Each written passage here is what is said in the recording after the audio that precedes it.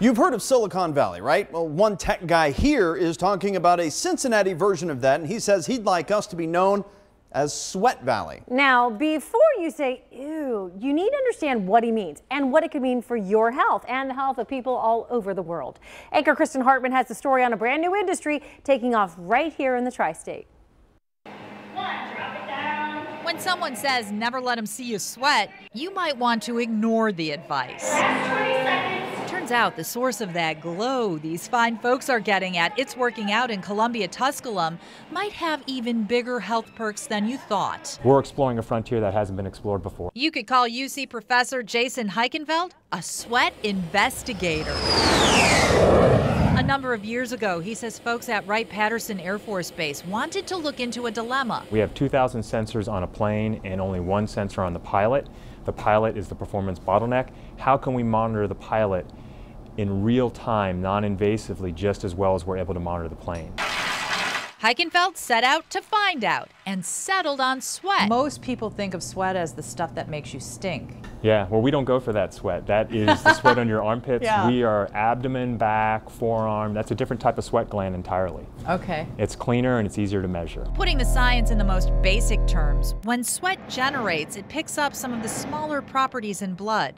That's what they're working to measure with huge potential health applications. So sweat is a really rich biofluid, meaning that it actually has a lot of biomarkers, chemicals inside your sweat that tell you all about human physiology. Like how much of a drug might be coursing through your veins. If a first responder wants to understand that without using the invasive needle stick, a sweat sensor might do the trick.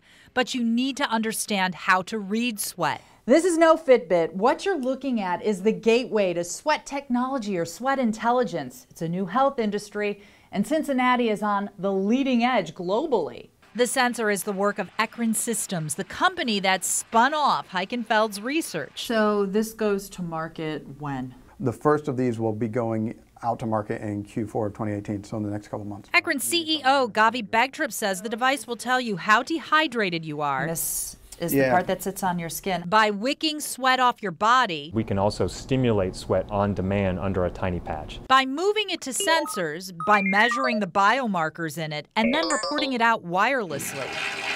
That could help athletes or people who work in hot, humid, taxing environments. There's a lot of studies that link dehydration to cognitive impairment. People start making bad decisions when they're dehydrated. The sensor would sound the alarm. In Heikenfeld's lab and at Ekron Systems, they're looking at what other sorts of things sweat will be able to tell you about you. They say it could pick up on infections even before you show signs of being sick.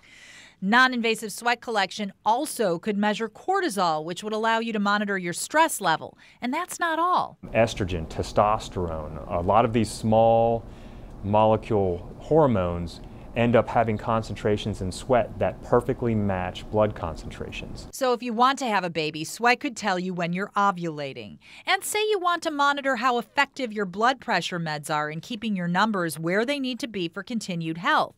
Sweat might tell you that, too. If you can do those in the context of your daily life without having to go somewhere, without having to poke yourself, all those sorts of things, that's big. But the scientists say you need to build sensors for chemicals you want to electronically sample in sweat. And that's a tough job because it's like picking a needle out of a haystack. The challenge, though, isn't stopping them. Someday, I hope that people will refer to Cincinnati as Sweat Valley, because this is where we'll all have started. Talk about seeing how you can put sweat equity into something in a new and literal light. In Cincinnati, Kristen Hartman, 9 on your side. And for all you needle-phobic people out there, this could be huge, but the scientists that Kristen spoke with say they don't think sweat measurement will eliminate needle-bound blood work. They do think it can do something the blood work can't, though. That's getting data through an easy-to-wear sensor continuously on a regular basis to better monitor a specific health condition.